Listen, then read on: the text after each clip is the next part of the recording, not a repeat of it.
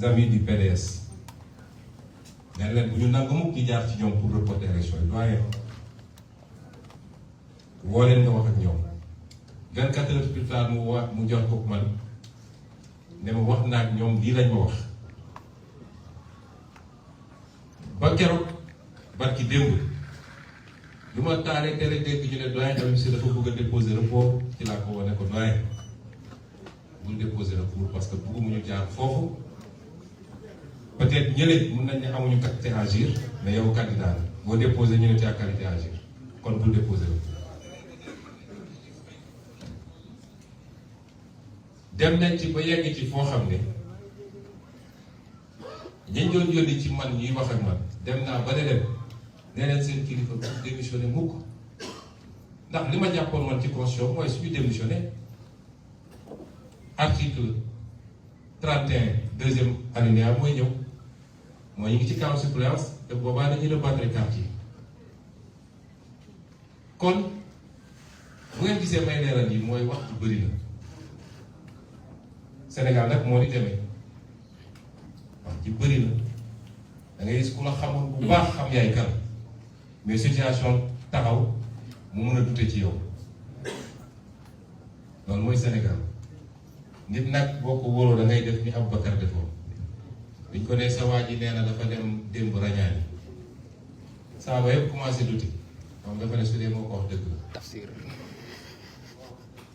waaye nit booy wóolu tànk yaa koy gis ñàkk koo gis mun a jaaral nii nga ne non non non kooku dafay juum li mu wax tegu ko fenn te ñu jaar ba egg fii damay wax ni am na écart bu am suñu diggante et c'est tout à fait normal mooy Pastef dañ koo somb pendant longtemps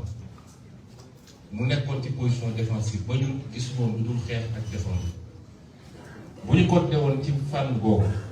kon Bassirou Diomaye Faye nii tey du nekk candidat.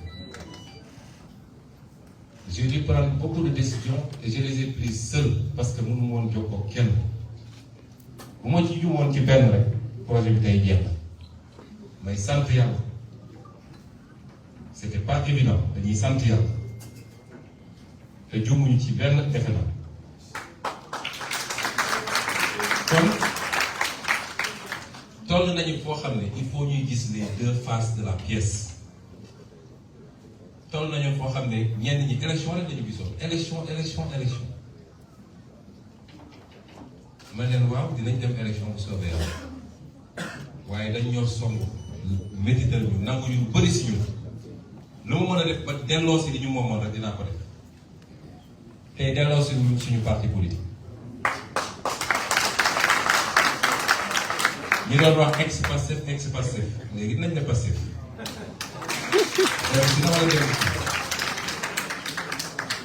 tey delloo si wuñu suñuy éligibilité ba ci sama bos man mii waaw nañu taxaw ba ci opposition bi ne d'ici 2039 Sonko du nekk candidat yàlla ne sama biir noppi naa ci bu yàgg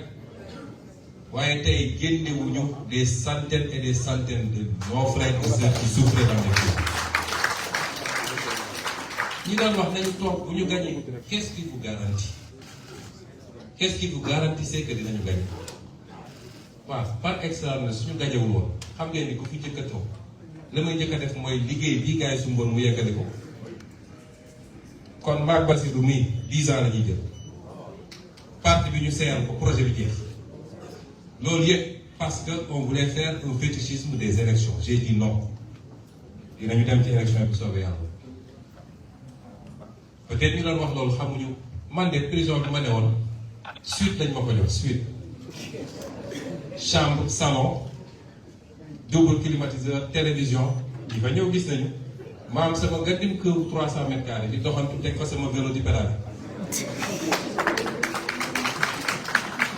waaye est-ce que xam ngeen ni président Diomaye bi pendant 11 mois 9 mètres carrés de woon ñu boole ko yeneen ñaari nit xam ngeen condition yi mu nekkee woon jooyu ko fenn